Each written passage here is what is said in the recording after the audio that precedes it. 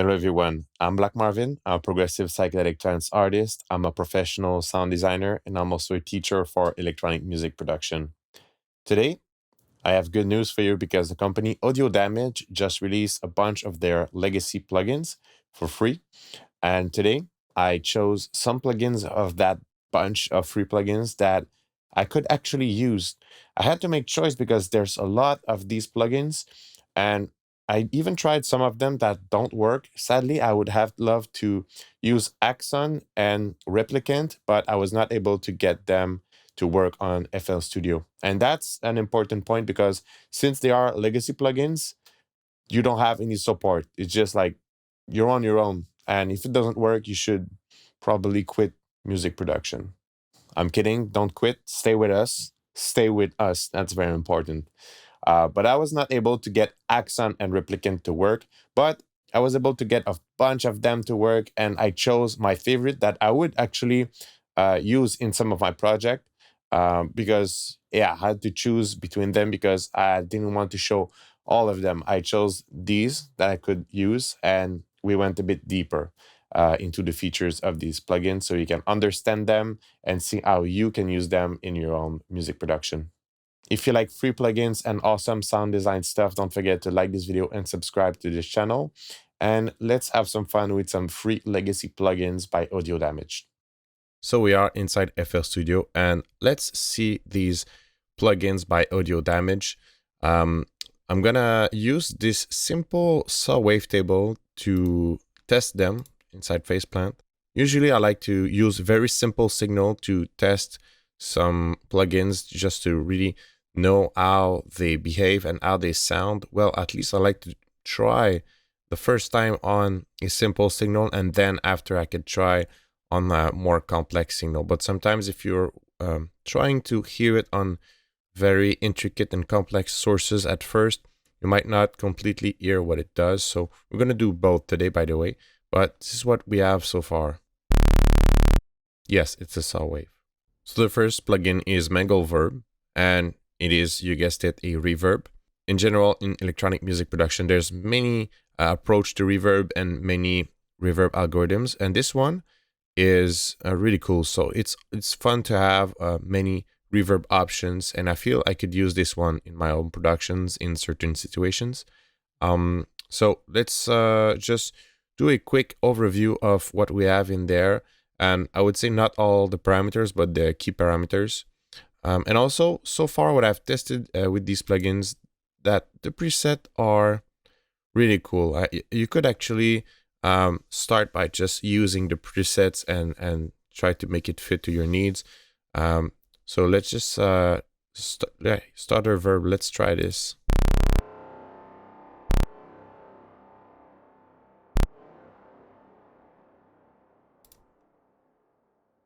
Let's try On the Verge. So what's happening here is that there's a filter involved, so that's really cool. So you can have modulation on your reverb output and gives nice results. So yeah, we tested a couple of presets, but let's go to Basic Follower and let's just have a look at the interface right here. So on the left we have reverb. So basically we have the color, which is you can see it as a tone tilting. So obviously on the left more to the low frequencies, and here more on the high frequencies. You have a good old classic decay.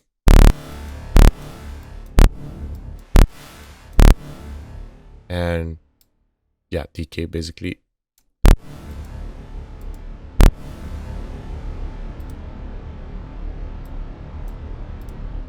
And that's really cool here. That little dot that you can check is an well, not infinity necessarily, but freeze.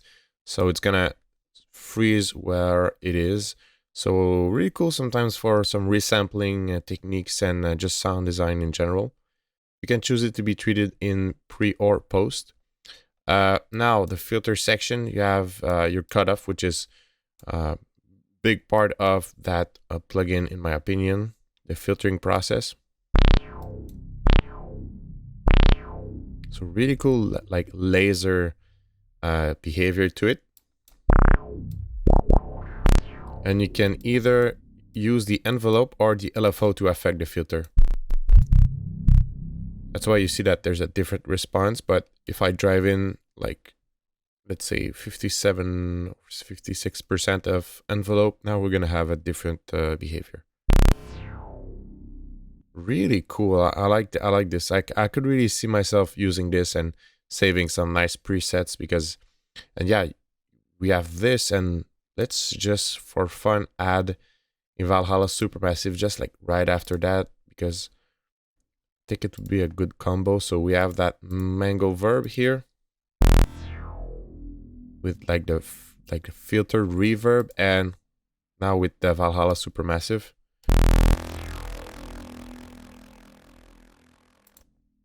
Yeah, super trippy. So really cool. You have the drive, which is basically the filter drive. So the more the drive, the more aggressive.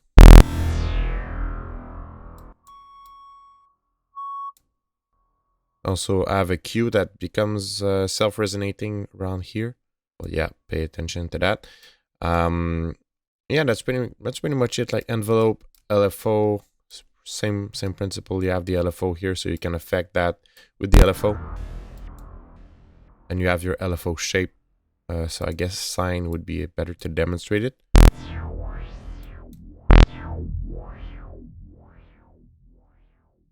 So really cool plugin. And all right, so I'm not gonna go over all the parameters because I want to cover many plugins.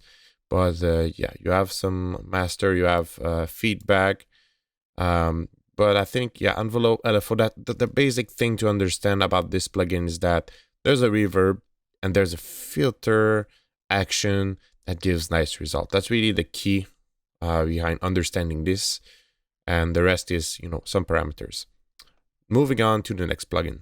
All right, so this one is really cool. It's Discord 3. So it's there's a lot of stuff happening in there. They describe it as a pitch shifter, but in my opinion, it's much more than that. There's some delay in there that's already really cool. Again, the interface, lots of stuff, but I'm gonna cover like the key principles to understand it. And also, as always, you know, there's some good presets. So let's start by the presets, and then we're gonna cover the interface.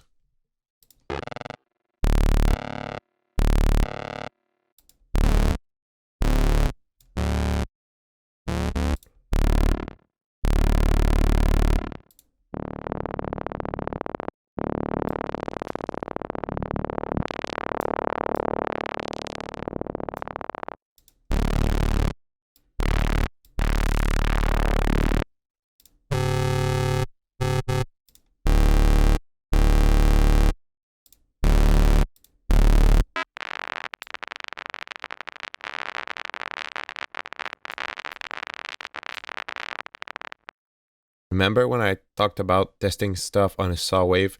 I think this, you know, is really the perfect situation because you really understand what's happening, or, you know, it gives a good idea. So we're gonna go back to something simple like this one. And what's basically happening is that you have some pitch shifting on the first stage here. You have a vintage mode, clean mode, and a granular mode. Granular mode tends to destroy a bit more the sound. We're gonna use the clean one, and we're gonna get the shift to 0, and we're gonna start shifting the sound.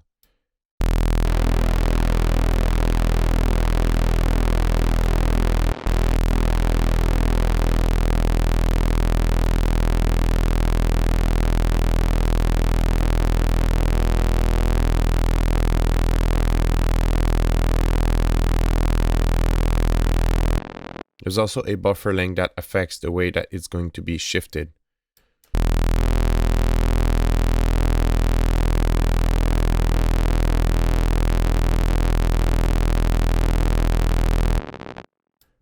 So I'm gonna just also drive the mix all the way up. Yeah, so now we hear much better because it was 50% dry and 50% wet. Now it's really just the shifting process that we hear.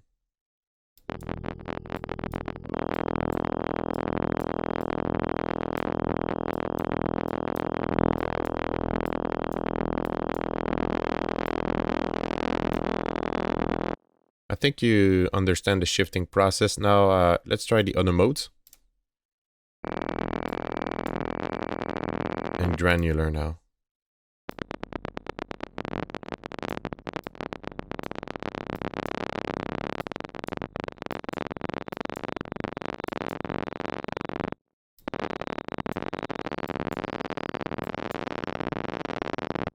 So that's the first step. After that, there's some delay, which is really cool. We're going to add some feedback. Now we're going to start to activate the delay more.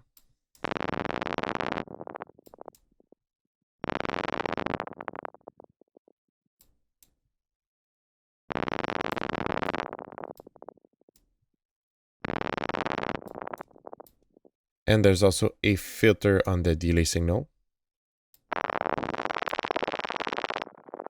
And to me, that's really the cool part, because after that, there is an LFO. And you're going to be able to modulate the delay and or the filter with the LFO. So we're going to use random, which we all know that is really good when it comes to sidetrans randomness. We're going to put the wave shape all the way to 100%. And what we're going to do is we're going to assign some filter mod 100%. So basically that LFO right now, and we're going to sync that. That's very important. That LFO right now is going to be modulating the filter. So let's hear how it sounds.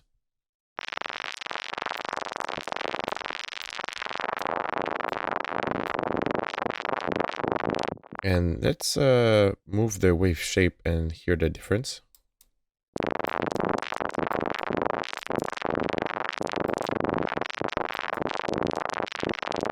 To me, it does sound a bit like the smoothness. Let's hear different timings.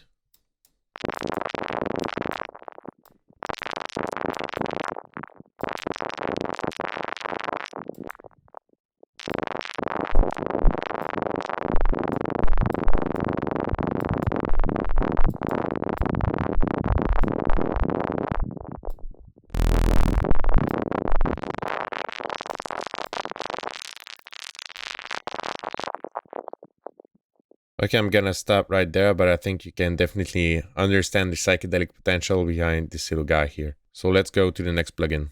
Next up is another reverb.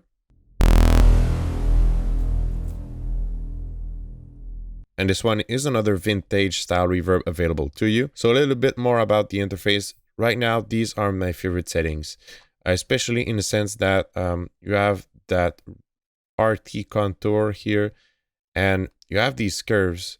Well, actually, oh, this is surprising because, yeah, I think I prefer, yeah, I think this one is my favorite. Sorry, yeah, not this one, because this is like boosting as a high shelf, and this is like cutting as a high shelf.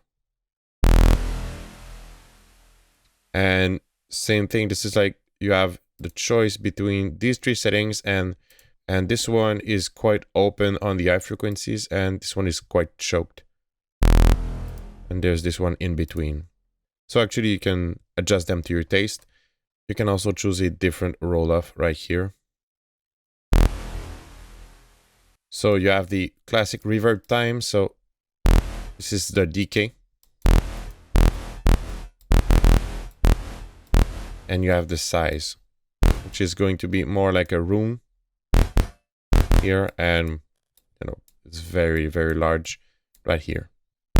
Actually, I say very large, but it's not necessarily in the realm of very large reverb like Cloud Seed or just, you know, very long and eternal reverbs. We're still in short reverb kind of, because it's emulating a vintage style reverb. There's some pre-delay if you need to. Okay, so we're gonna test that reverb on this file right here.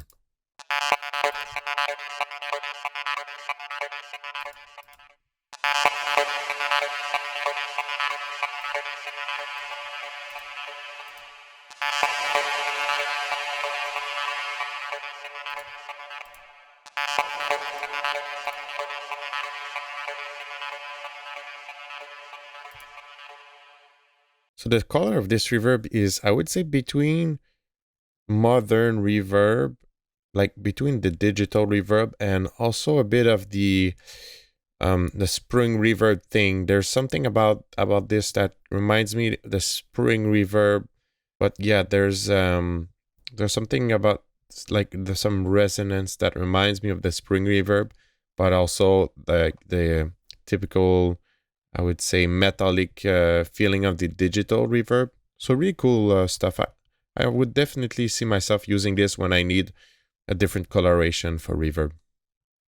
So that was Adverb.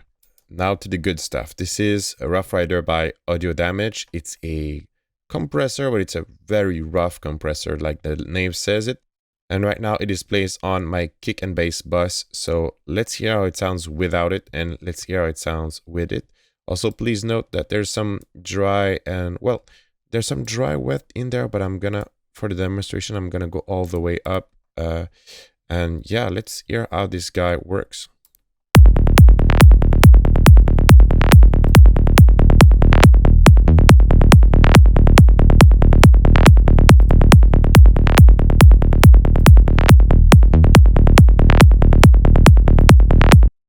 So really cool compressor, really aggressive.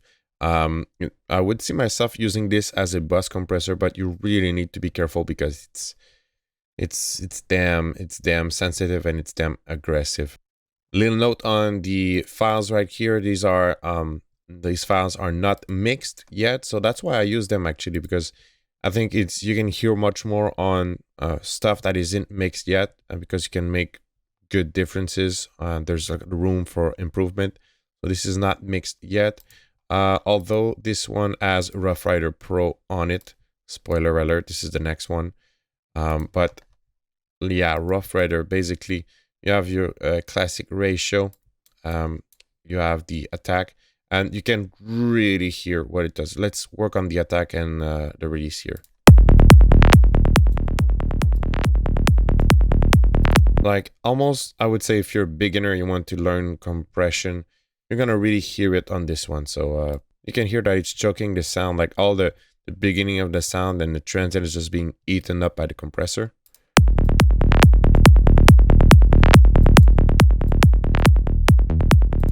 And quite the opposite with the release, which is normal.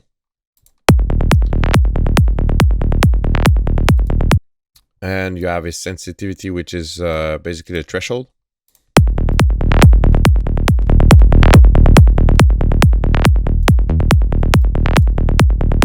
And also you have a makeup gain.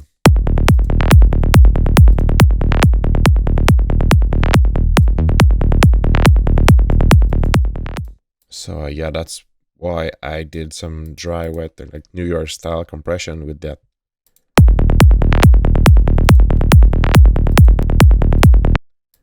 A really cool little beast right here. That's Rough Rider. And the final one, Rough Rider Pro. You can hear what it does on the bass, and it's almost, I would even compare, it's not the same as OTT, because OTT is a upward and downward compression, but in my opinion, it kind of, in terms of what you can do with it sound wise, very similar to OTT, but it's not the same because there's no upward downward. It's just like a very intense multiband compressor. But remember that everything that is multiband, when you place it on sidetrans bass, it's usually good. It usually gives you some great results. So let's hear what it did on the bass here.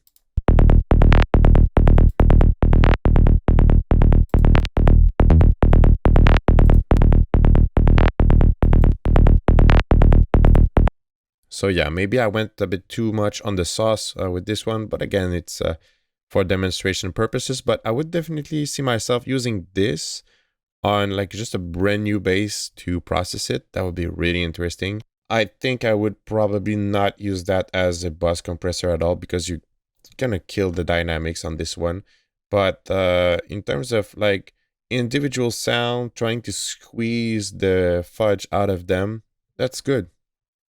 So you pretty much have ratio, attack, release, sensitivity, makeup, and maybe it's just straight up like 3 times the algorithm of the previous Rough Rider that we saw. That could be something. But yeah, be careful about the low end when you use that.